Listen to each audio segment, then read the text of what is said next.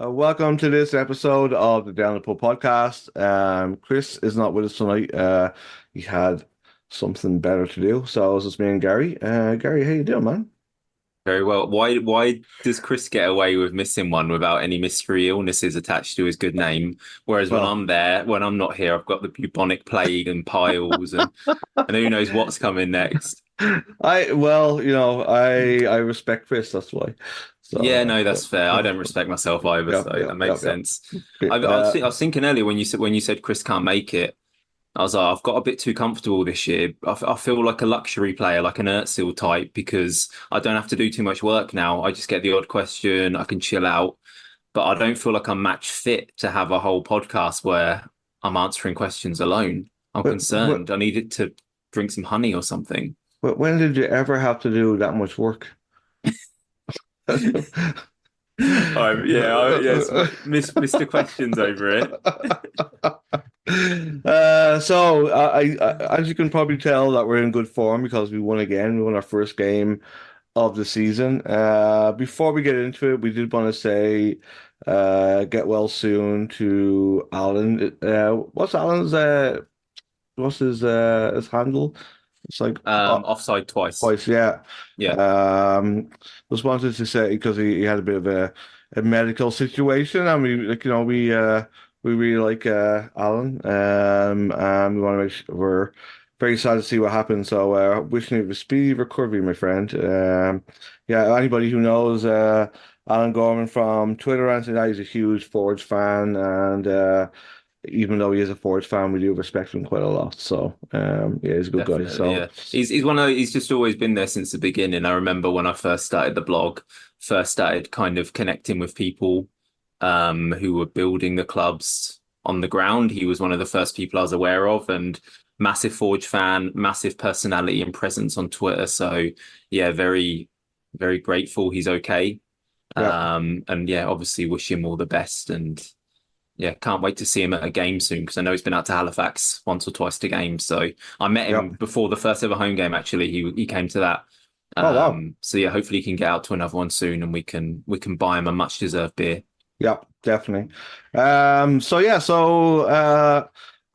me personally, I thought in this game we played better than what we did against Vancouver because I think that the opposition we were playing against a team that likes to keep the ball, and we are also a team that likes to keep the ball, but we seem to have changed the way we set up to face off against them, and we didn't seem to mind not having the ball at all. Our defensive shape was really, really good in this game. So, kind of want to get your thoughts as usual, Gar, on the lineup. Obviously, Zach was suspended. Julian Dunn was out, so we had a little kind of couple of shuffles back there. But with Riley Ferrazzo, Mr. Dependable, slotted in at right back. So, uh, how did his play differ to Zach? And as I said, like what was the lineup? What way we kind of set ourselves up? Yeah, I think there's two ways of looking at the lineups really, because I'm always interested when we play Cavalry because maybe this isn't true, but the sense I always get is we prepare for them a little more than we prepare for other teams because they have particular strengths that you do need to nullify. So Cavalry cross the ball a lot is the long and short of it. They kind of pack the middle of the park with their kind of their dual monsters. I'm going to say that word right this week. They're dual monsters that pack the park with those sorts of players. And then as soon as they win the ball, they want to funnel it out wide because they've got speedy wingers, good crossers, and they've got like a 8'6" striker in the middle who just heads the balls in. So when you're playing against them, you want to set up in a way which denies them the ability to do that. So I thought the first thing that jumped out for me was Aidan Daniels playing as a pivot, as a single pivot, or but sometimes a double pivot. But he was our deepest lying midfielder. And when you think of the profile of our three central midfielders, Lorenzo Caligari, Jeremy Gagnon-Laparé, and Aidan Daniels is not the one on paper who you would expect to be as our deepest lying midfielder. So then I think you've got to ask yourself why that is. And for me, the reason is again because Cavalry are so good in wide areas and crossing the ball. We wanted to put our two most our two best tacklers of those three in wider areas of the pitch. So Lorenzo fanned out to the right, Jeremy fanned out to the left, and they're just extra bodies in that area where they can, if the ball does get filtered out to wide areas for Cavalry, they can jump in and help the fullbacks out and be good defensively. And I thought they were both really good at that. So interesting seeing Aidan Daniels as more of a six, because other than that away game against Pacific last year, I don't recall ever really seeing him play there for us. And it was from like a kind of nerdy, detailed, technical perspective. It was interesting watching him because I feel like if you're a central midfielder, especially a defensive midfielder who plays as a pivot, the biggest commodity is time and space. So everything you do, all of your preparation is to somehow carve out a little bit of prime real estate for yourself in the middle of the pitch because it's so hard to come by. And it was so fascinating watching a player who normally plays in more attacking areas playing there because how he made space for himself is different from how a Lorenzo would do it. So what Aidan Daniels did is when he received the ball, he made space for himself by manipulating the ball with his first touch, by kind of trying to like jig past a player and beat a player. When you watch someone like Lorenzo, who's far more used to playing in that position, he does so much preparation before the ball even gets to him in terms of being square onto the person passing to him, in terms of creating his own space, of scanning around, looking around, positioning his body so when he receives it, he can let it roll across, he can play on the slant. So it's just two completely different ways of making space for yourself. So watching Aidan come to grips with that role and do that was super interesting. But I thought the midfield three worked really well. Last point you made about Riley coming in for Zach, I thought he had a really good game off the ball, passing a little bit loose, but overall, I thought it was a really good performance by him.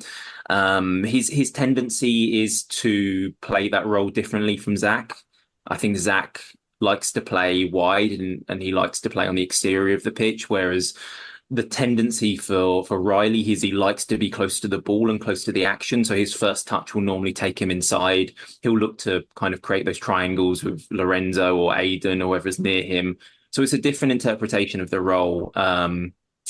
And yeah, the front three, as they have been for a couple of weeks, look really good. I imagine we'll talk about those in more detail later, though, so I won't bog us down with those. Yeah, I actually thought that Riley and Clement on that wing actually had a nice little kind of relationship. Like it basically just gave Clement like the free rein just to like bomb up the wing, and Riley was able to just kind of slot in like with the way that Zach plays. Like Zach, you kind of always need to have somebody kind of watching to go in behind and make sure he's covered. But with Riley generally didn't go flying up the wing as much as what like Zach would. So it was interesting to see having more of a traditional right back rather than a right wing back. So yeah, I thought he had a really good game, and he was obviously in the team of the week and stuff like that. But I did want to kind of get your thoughts. We've kind of mentioned a few times now, like the way that Wes has been playing, and he's kind of back in the team like full time kind of thing. But how has he improved defensively? Do you think? Because like this, he was up against. So, like on his side, like he had like Shimmy Shom and Fraser Aird, who like Fraser Aird for in particular would be somebody who'd give you a hard time bombing down the wing there and stuff like that for trying to get crosses in. So, how's he developed defensively? Do you think since he's kind of been moved back more of a defensive player than an attacking player? I think again, like kind of going back to what we were saying with Aiden, a lot of it's body shape and how, as a defender, how you stand in defensive phases, how you position yourself. So, if the ball breaks loose, can you get to the ball first? Can you win your battle? And I think he's been brilliant at that. And the biggest credit I can give to him from Saturday's game is him and Riley, really. This applies to both of them. I feel like, especially towards the end, Cavalry, when they were getting a bit desperate, they were going very, very direct and they were targeting those two players with long balls. So they were sticking their big boys, pinning them with their big boys, and then just floating long diagonals in. And Wes has got a good leap on him. He's got a good jump on him. So he just about dealt with that against players who were a lot taller than him. But like since the beginning with him, the fact that I don't think he was brought back as a left back or a defender. I think he No, was definitely not. very, very much brought to the club as an attacking wide player because his output with Edmonton was so good. So the fact that from just like a football perspective, he's managed to adapt to a new position is really a credit to him. But also the fact that as a personality, no one wants to play as a fullback really. Well, it's getting a bit more popular, but like people Yeah. don't really want to play fullbacks. But the fact that his personality, he's been selfless enough and thought, okay, number one, I'm going to play there for the team, and number two, for the sake of my career, I'm also going to try and thrive there so I can still further my career, even if I'm not playing my favorite position. Huge, huge credit to him. And he just continues to get better. I feel like we progress the ball out a lot nicer when he's there. You never leave a game going, oh, we looked a bit vulnerable down our left back side. I've never left a game feeling like that. I love Zach Fernandez, but I definitely have felt like that when I've watched when on some games with him. Like I think he steps out of his hole. He kind of his decision making in terms of when to go and when to stay isn't always the best. So I've definitely felt like we're vulnerable down that side before. For as brilliant as he is as a player, and he is brilliant, but I never feel like that with Wes, and that's just about the highest praise I can give, really. Yeah, I think like he's low key probably been one of like the players of the season so far. I think he's been, I just kind of like that what you said there. Like, he just kind of he just got in there and just did what he has to do. Like a lot of players, if your preferred position, the position you've been playing most of your career is in like playing attacking, the last thing you want to be doing is be dragged back. But he's adapted to it so well. Like I think like if I'm a scout and I'm looking for because versatility is such a big part of football now. Like you need players to play two, Mm. three positions. Having someone like that on your team would be like a massive bonus. So, Yeah. yeah, What position do you play when you play Tuesdays? I I know. usually I usually play I usually play like along the back line somewhere. But it's Yeah. like Do you smash players? Are you like no, because locker? it's over 45, so like it's not yeah, I'm not like that anymore. So You're yeah. on the younger end of that though, mate. You should be using your pace and your energy. My pace, my energy, I do fucking 400 pounds over. It's like fucking, I'm just like waddling around like a penguin most of the time. So, uh, But what's your distribution like? You like a young Frank LeBeouf oh spraying it about, yeah? yeah. You know what? I feel like I've been watching some dynamic game tapes and it's really helped my game. So, what about you? I It can see means you this. as I can see you as like a false nine or a 10, like a kind of a luxury player. No, I played all over. So when I was like under 10s, I was a left winger. I'm right footed, but they stuck me on the left wing. And then I was like scouted and played for Aston Villa for a couple of years. And they didn't know what to do with me because I wasn't quite good enough, to be honest. So they tried me at striker. They tried me as more of an eight and played me all over. Yeah. No one's ever played me in defence though, um, which is fair because I'm a really shit defender. So it'd be suicidal to stick me So, there. so, Although so actually, when I play in the rec league now, because it's really chilled out, I tend to play as a centre back because you touch the ball more when you're playing as a centre back. So yeah, pick a so what pass. happened with Villa? I actually never knew you played for Villa. So. Yeah, I was there for a few years. So I played my under 10 and my under 11 season with my local club. And Villa had three centre of excellences. They had one in the Midlands and they had one in Corby, which was kind of closest to where I used to play. So I went along for a trial. I got signed for a year, for a couple of years when between like 12 and 15, I think I got let go. I just wasn't good enough, mate. Honestly, like I was like, first couple of years, I was just about like keeping pace with everyone else. I could just about do it, but I knew they were going to let me go in the last year. So they said they kind of like they used to do these reports. So they kind of grade you in all these different areas and stuff. And mine was basically like technically very good, too slow, not competitive enough, like doesn't like a challenge. I was basically like, look like kind of a player like the Yadar people would absolutely hate. Like I was that player. I was lazy. I just like to touch the ball a lot. Yeah, so let me go. And I could have gone to Northampton or Leicester, but I just packed it in. Oh Biggest wow. regret ever. I just stopped playing. I was like, I hated the experience so much. I was like, fuck this, I'm done. Well, I well, remember my when sorry, they go on. said when they said that you were lazy, you were kind of correct then, weren't they? You were just like, fuck this. Yeah, 100, 100, like all their assessment was completely right. So I remember them saying to me as well, like, you're not competitive enough. And I was like, yeah, I know I'm not. I don't really, I know this is awful. I remember like a game going to extra time once and thinking like, it was like, you know, you used to when you like teenage tournaments, you'd play like 5 games a day. Yeah. We were like in the semi-finals and it went to extra time. And I genuinely remember thinking like, I hope we fucking lose. I can't be asked to play another game. And like I never did anything on the pitch to show that, but I remember genuinely thinking it like I just cannot be asked to play That another is fucking game. awesome. So I'm Oh done, God. yeah. Yeah, I'll send you a picture later of me and my Villa gear. that's awesome. So is that why like you're so critical of professionals now because you have that kind of regret that you didn't follow your dream? Yeah, Yeah. that might be spot on actually. That's like the dad who's harsh on his kid Yeah. because he's trying to live vicariously through him. Yeah, that might be it. It's probably why you pick on like Kel Lockery a lot, you know. So I've noticed. No, I'm joking. But back I to don't think I've ever sullied his name, have no, I'm I? joking. So I could go back to the game. Like obviously we didn't have Mr. Dunn and I don't know if we've got any updates really on that. Did we to find out Only your mate seeing him in a wheelchair. yeah, which doesn't look good, I guess, right? But you know, Mm. this is kind of like we did get a question from Halifax Dave Finlayson, which kind of just ties into what I was going to ask. So, should we have been starting the 2023 backline from the beginning? Wes, Dan, Kale, and Zach start with continuity. Was done that much of an upgrade? I think Dunn if he reaches the levels he was at a couple of years ago is definitely an upgrade.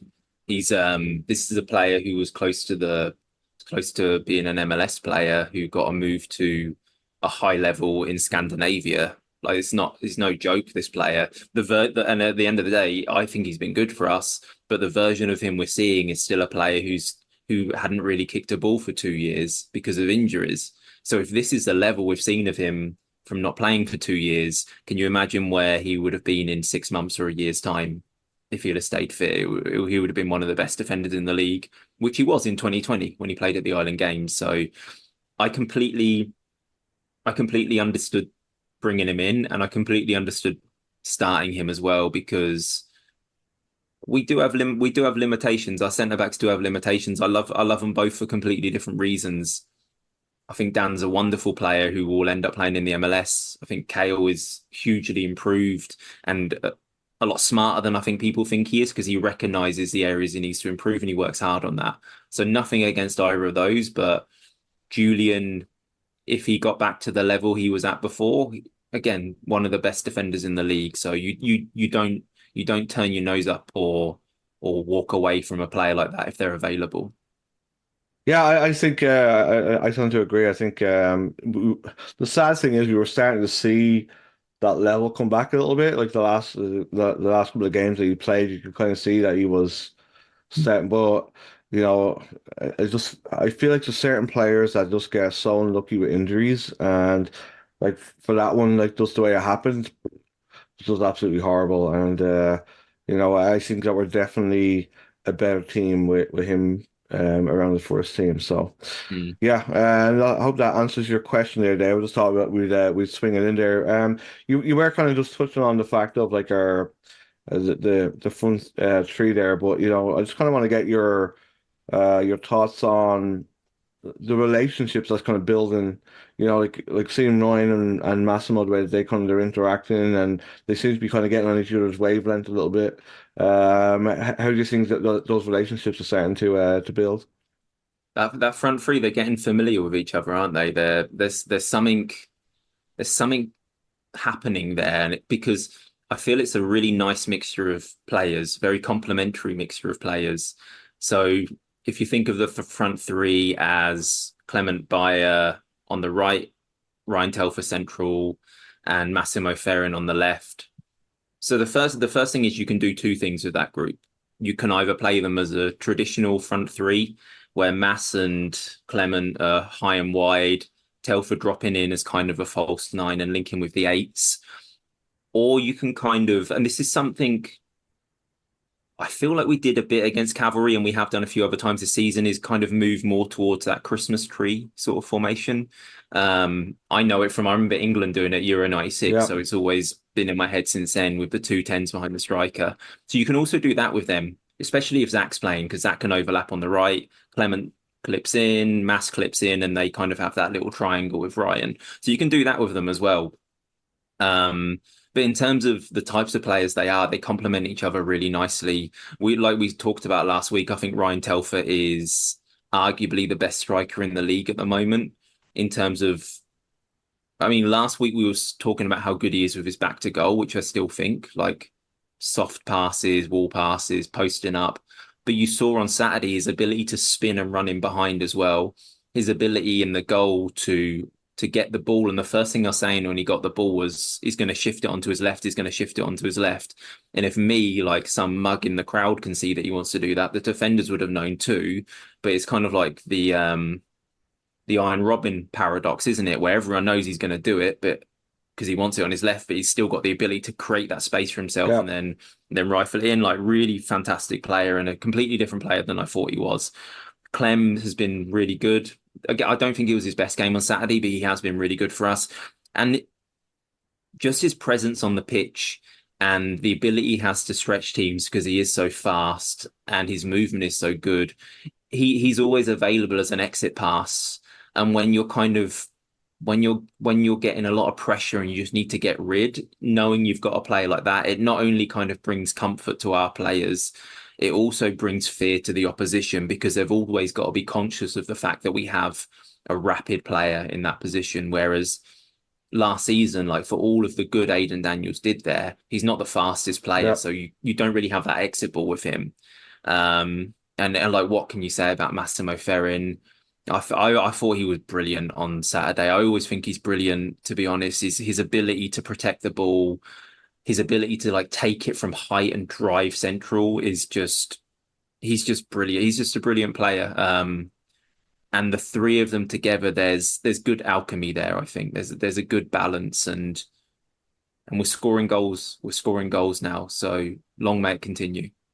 Yeah, I find like just like I was watching the highlights back again there today, and just the little runs that people are making to create the space for the others. Like I mean, like Ryan Telfer's really good at that too. Like he drags players. Like there's a couple of times when Massimo was able to go inside and pop a shot off and stuff like that. And it's just intelligent footballers just knowing when to kind of make the little runs, make the space, or to run to get onto the end of something. It's just it's really fun to watch, and it's great like that.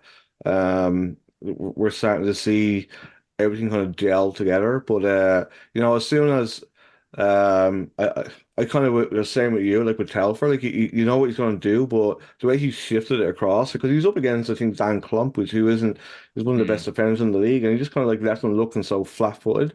And the strike, if you watch the strike back, it's like it's just as clean as anything you can see. It's such a good finish, and it's just it's great to see a wanderer on a streak the way he's on. It's yeah. I'm really enjoying it.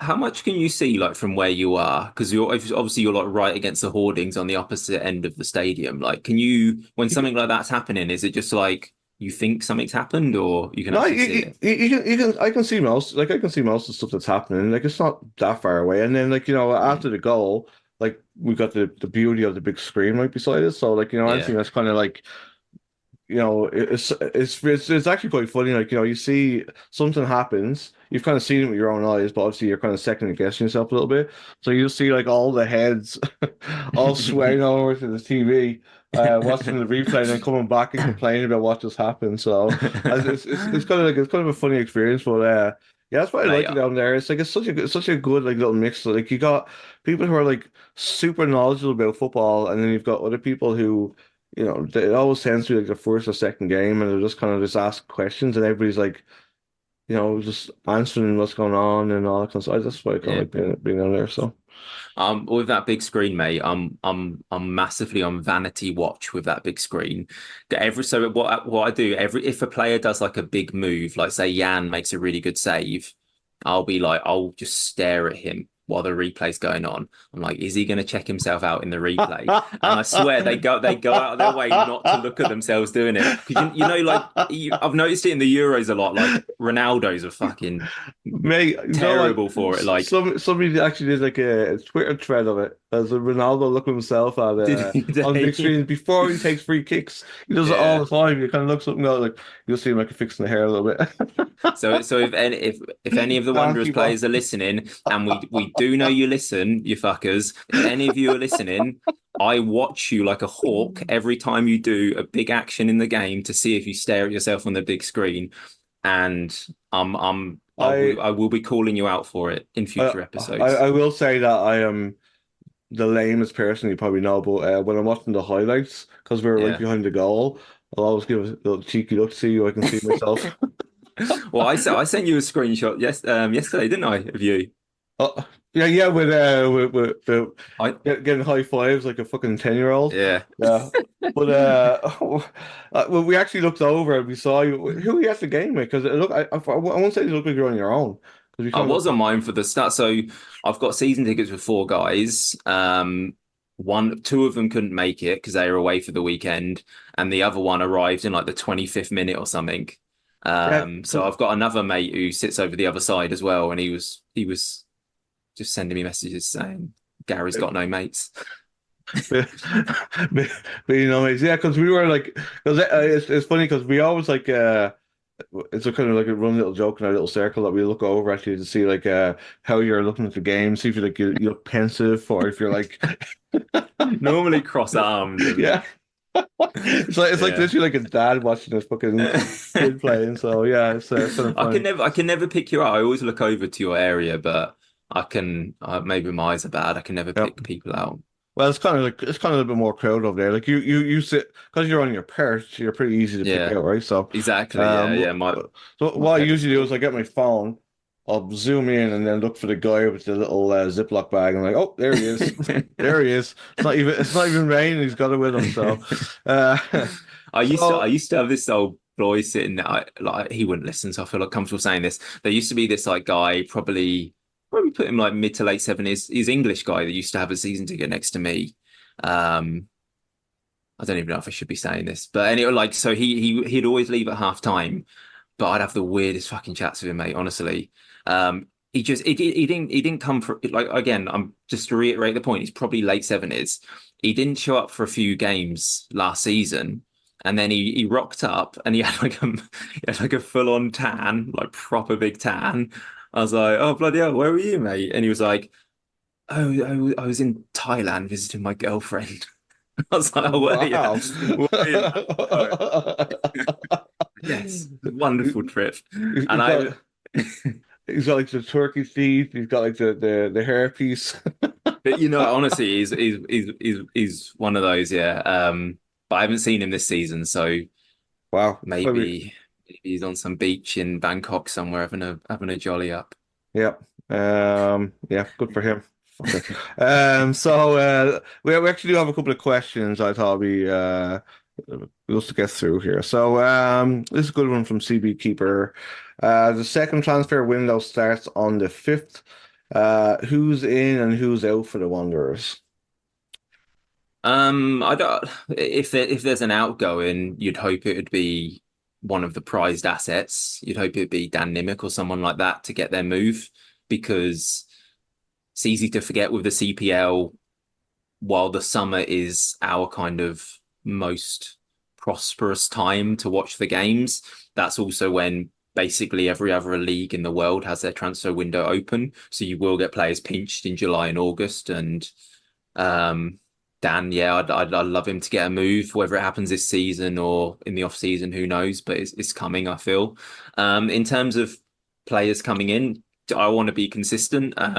Since even the preseason when we talked about the squad makeup, I've always said and always felt and still feel that we need a very specific type of player in the middle of the pitch. We need an off the ball athletic monster who can just take care of things, high aggression, high dual winning ability in the middle of the park, but who can also transition and carry the ball at his feet with pace. That sounds like a bit of a unicorn player, I know, but they are out there. But we do need we need a fighter in the middle, I think. I love our midfielders, I do. Um, but sometimes it feels a bit same. Whereas I feel like if you dropped kind of if you drop Sissoko, I know I talk about him a lot, but I love him. If you drop Sissoko from Forge slash Ottawa slash us in there, exactly what we need, and he would elevate us to another level, I feel. So that sort of player I really want us to get, whether it's now or in the off season, but we're crying out for that sort of profile. Is there anybody else in the? Because I obviously I think that Soko's not going to leave Ottawa, but No. is there anybody in the else in the league who has that kind of profile? Yeah, but I don't think either of them are gettable. I'd say Bruno Sumer from York is exactly that type of player as well. Rangy, leggy type who travels nicely. Like some players they like who just travel nicely and they cover distance Yeah, nicely and they don't look tired. It doesn't look like they're exerting energy. He's one of those. The other player I love is Charlie Trafford. I know Wanderers fans probably hate him, especially after another performance where he's trying to win every foul, but that sort of fucker, like you know what I mean, like yeah. that sort of absolute fucker. I would love just to drop him into our team and wind up the opposition, put himself about. I love him as a player, man. I absolutely love him. I think he's I, brilliant. And you're right. He is like the ultimate like fucking just shit house. Like I think it was like he fell somebody and kind of walked off and he was kind of smirking to himself and I was just like you fucking asshole, but you kind of love people, you love people like that though. It's like they do yeah, bring something to the game, and I actually he is like apart from all that he is a really good footballer. mm, Like he's you know, brilliant. yeah, when Cavalry don't have him around they suffer a lot. Speaking Why of did they Cavalry, take him off? They took him off. I couldn't understand it unless he's carrying something. I think so. Apparently, he was sick. Okay. So he was like he was back from an illness. So I think that maybe like he was just kind of burnt out. Maybe he got like a fungal disease from his mushroom farm. Huh? So, Maybe. Oh, I forgot he's into mushrooms. Yeah, yeah. sure. So this one's from Andrew Beeman. Based on the current trajectory, what do you think is a realistic finish for us this year? And what do you think would be the goalpost to call it a successful season? Um, like the beauty. I know people hate the fact that it's an 8 team league and 5 playoff spots. And I understand people hating that fact, but I love it because even now we've had a shocking start to the season, but we're still win our game in hand, and I think we're 3 points off the playoffs and 5 points off second in the league if we win our game in hand. I know, Five right? points off second in the league. Considering the start we've had, it just like we're top of the form table as well, by the way, like over the past 5 games. So it just shows you how quickly things can shift around. Um, so what constitutes a successful playoffs? If we get Yeah. into the playoffs, especially after the start we had, for me that's a successful season. Not finishing the playoffs, I don't think can be considered successful in any way. Um, but yeah, just get into the playoffs. Realistically, I honestly think this season's going to follow a similar pattern of last season, where and it always felt like as soon as we got that first win, keeping in mind what we talked about last week, which was all of our underlying numbers were all trending towards us being a top 2 or 3 place team, and they continue to be there. Like if you have faith in the data, which again I do, whilst also acknowledging that a lot of people are skeptical, but if you have faith in that data, then you would expect that to be borne out over a season. And we've I don't think we turned a corner against Vancouver. I think we turned a corner against York. That game we lost in the second half, and since then we've been the Yeah. better team in every single game we've played. And if you think about the frustrating thing for me, we've dropped 6 points from 90th minute plus equalizers this season. So just adding those 6 points to our tally, we're got third in the league. That is it's so disheartening, but also it's you can look at that as a positive in terms of the performance levels were there, but the details weren't. And you look at how we performed on Saturday, and we saw out that game. We made really good substitutions, which we might talk about to see it out, and lessons are being learned, and that's all you can ask for, isn't it? Yeah. I think that the way we are, like the trajectory we're on, like playoff is definitely on the cards if we keep going the way we are. Like we play York next, who would be in that little group of ones that we're trying to catch. I think Ottawa are pretty much out of sight at this stage, but we all kind of knew that. But the good thing is that we've kind of shown that Ottawa can be beaten on the day. They've been Mm. kind of struggling a little bit lately. They had that game against Ford was probably one of the best games of football I ever watched. Yeah, it's great. It was just like, like when you watch a game and it's like really technical and you're like, this is like, and it's 0-0 and it's like, it's one of the best games you ever watched. But then sometimes it's those two teams just fucking going at it. It's just so much fun. It's like Georgia Turkey, wasn't it? Similar Yeah, sort of thing. it's just it was just awesome to watch, and we don't always get to see games like that in the CPL. And it was two really good teams just going hammer and tongs, and I really enjoyed watching it. You know, So on York, as you said, we're playing yeah, York next.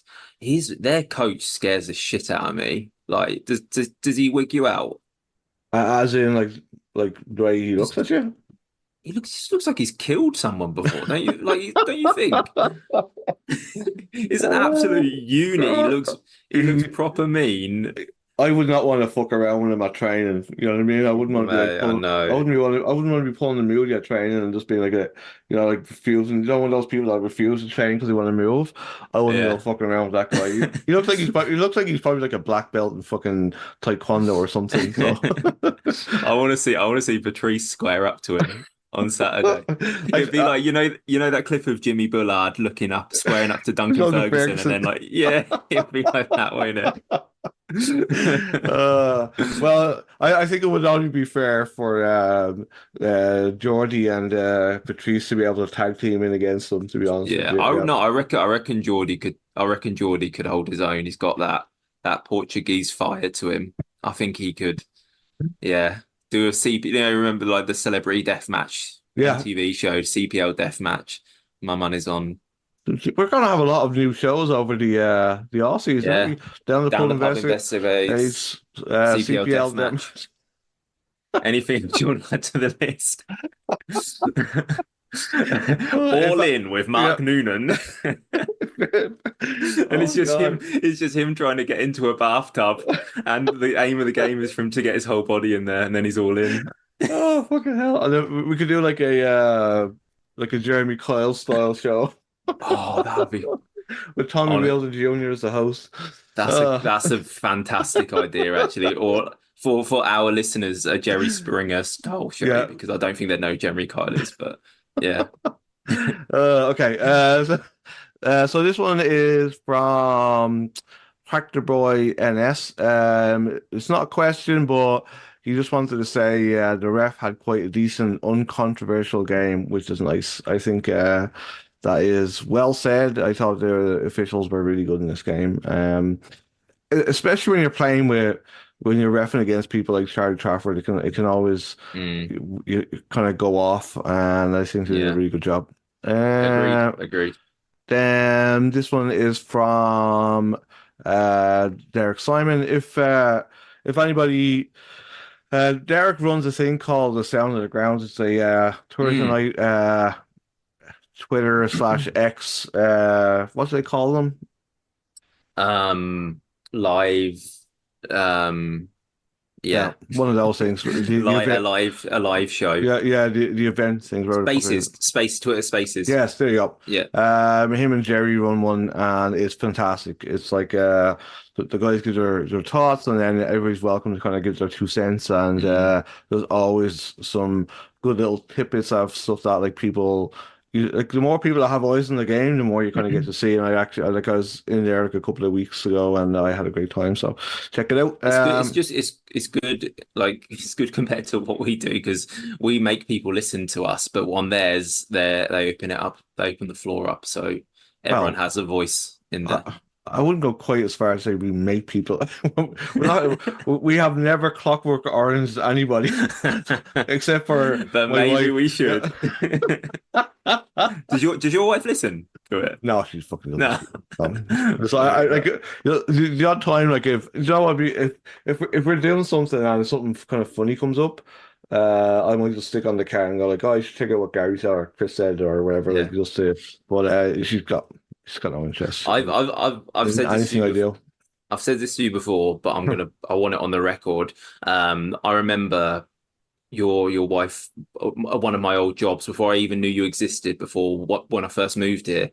I remember your wife worked at my local Starbucks, and I remember chatting to her once saying I was like applying for PR at the time, and I just was mentioning to her as she was making my coffee, like, oh yeah, it's a bit stressful. And I remember her saying to me, oh yeah, my husband's Irish. Obviously talking about you, but I didn't know you at the time. She was like, he's got a PR, but he's always losing his PR card. Every time we travel somewhere, he loses his PR card. And I was like thinking, oh, I wonder who this Irish guy is who always loses his PR card. And then years later, I met you. Yeah. So where is your PR card, Anne, right now? Right now, I don't actually know. I gave it to Sarah. I gave it to Sarah to put somewhere safe, so that means that fuck knows where it is. And we're going away next month to Ireland, so hopefully Oh I shit. do find it. So yeah, going back to Derek's question. Do you think our recent run of results is down to any changes that have been made in the last few games, or has the results just started to follow form? Some combination of the two, or something else entirely? I think it has been moving away from the 3-4-3 that we started the season with and pivoting back to a formation that the players were very comfortable with last season. That's part of it. I think another part of it is the new players actually familiarizing themselves with how we play, with learning our principles, because we're we're such we're such a system-based team.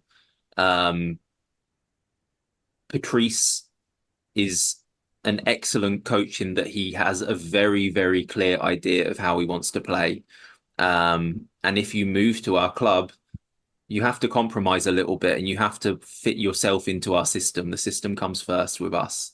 So new signings take time to adapt because they've got to relearn. They've got to relearn the game, really. I remember even to kind of like broaden that point when Declan Rice signed for Arsenal last summer, £100 million player, England international, and reading interviews with him after a couple of weeks of preseason training and him saying like he's basically had to relearn how to play football with because Mikel Arteta, like kind of similar to Patrice, is incredibly system orientated, has a very clear idea of how he wants to play. And Declan Rice had to learn that. It was like he said it was like going back to school, taking notes in every training session, every coaching session.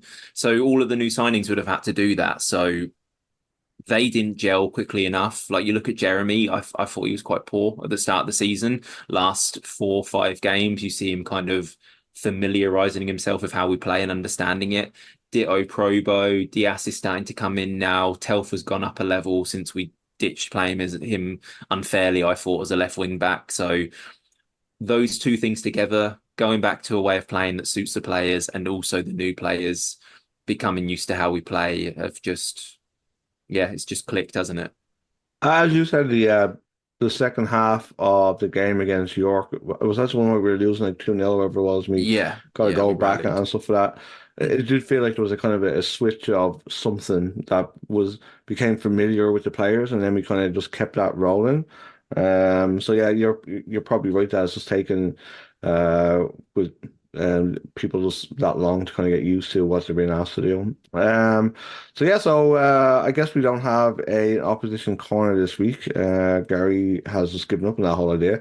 I even Yeah, I said know. I should have. I should have. I even came up with jingle music and everything for him, and he's just let me down. So I I just have. want Have you? I haven't actually watched them since they got the new coach in. Have you? Like Yeah, I if they watched a couple of changed their anything. games, and it's kind of funny. Like I watched the game they played against Ottawa when they beat them, and they were fantastic. He's really got Cordova moving. Like he's really good. And I think they played against Valor, was it? Or they played against Forge. They got played against Forge and they got hammered and they were absolutely fucking terrible. So Right. I think that Forge just seem to always have York's number. I think it's been a while since York have got anything there, but it's a good style of football. I like it. Mm. As I said, he's got players that were. I don't think anybody was underperforming under Martin Nash. I just think whatever he's tweaked the system because the players are pretty much the same. They just kind of gone up a little bit. Mm. But against Ottawa, they were really good. So Well, I don't think it's going to be an easy game for us whatsoever. So no, it's such parity in the league, isn't there? yeah, I will say for that game, so I went to the under 23 game the other day and I sat with Denton, and Denton's going to that away game. And congratulations to him because we believe when he goes to that away game, he'll be the first CPL supporter to have watched an away game at every stadium that's wow, ever been in the league. Because he's kind of the reason he's got that claim to fame is, do you remember in the first season there were guys that did it on a motorbike? They biked to yeah, every single away game. So they did it from then, but Halifax, no, I think they were from out west. But that was obviously before Ottawa came in and Vancouver yeah, came in. But Denton also went to an Edmonton game in the yeah, first I season. So remember that. Yeah, he would have been to all of them wow, after Saturday. So big up Denton, yeah, dedication to the cause.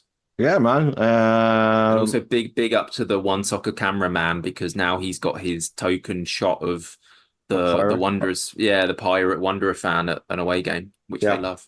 I thought I don't know if you saw the video because they also did that the party boat thing on Monday before the game. Yeah. And Did you go? No, No, no. Denton was in his element. Yeah, this But is yeah, natural yeah. performer. We shouldn't call him a pirate. He's a privateer. We should. That's right. Yeah, Yeah. sorry, Denton. So yeah, just want to get your man in the match before I let you go. So we obviously had in the team of the weekend. Congrats to the lads, Lorenzo Caligari, Riley Ferrazzo, Ryan Telfer. I saw that Yann should have been in there, but Callum Irvin was in there. He said the penalty, so I guess it's probably right. Mm. But yeah, what would be or who would be, I should say, is your man of the match? I was gonna say Telfer, but I think we should give it to Jan due to that oversight. Do we need to launch another? I think What so. what did we call our campaign last season? It wasn't like Save Yan or anything, was it? 'Cause he didn't need saving. Yeah. Justice for Yan. Yes, Justice that's what for. it was. Yeah. We need to Yeah. relaunch our Justice for Yan campaign. That's a dust. Get some boots on the ground. Yeah, well, that's a dust off the t-shirts. Yeah. I honestly thought that Roy Ferrazzo was there. I think that he kind of playing in unfamiliar territory for him since he's kind of become a wanderer, and he kind of was a very good deputy for Zach. So I'll give it Would to you Roy. would you keep him in next week as well? The problem for him is like, and I think I talked to him like a little bit at the start of the season. And I interviewed him. And it's kind of like because like he's so versatile. It's very difficult for him to nail down like a starting position. And I think it, Mm. it goes against him. You know that he's having a phenomenal season. He's definitely stepped up. He's much better player than what he was even like. And last year he was decent.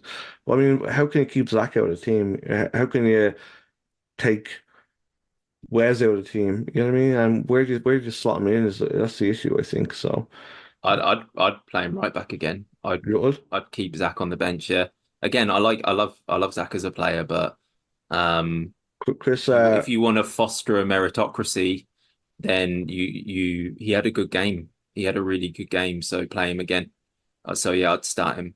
well, you know that Chris is like the founding member of the Zach Fernandez fan club, so he'll probably like karate chop you to the back of the head when he sees you. So True, yeah, yeah, that's a yeah, good yeah. point. Yeah. So yeah, I do also have another idea just before I let you go of an all-season show. Gary Yeah. Griffiths, the journey of a footballer. I think we should. my failures as a trying to be a professional footballer. All right, Hey so we got man, that. you're closer than any of the rest of us. So yeah, man, we're not gonna say anything. So All right, so down the pub yeah, investigates. Mark Noonan all in, trying to get in a bathtub. Gary Griffiths' his failed career as a football player. What's the other one we said? Tommy Wheeldon Jr. CPL deathmatch. Yeah, Tommy Wheeldon Jr. The Jerry Springer, Yep. the Canadian Jerry Springer show. And a true crime documentary about the York head coach as Yes, well. I love it. I love Sweet. it. All right. All Happy right, man. days. All Thanks. right. Talk to you soon. Cheers.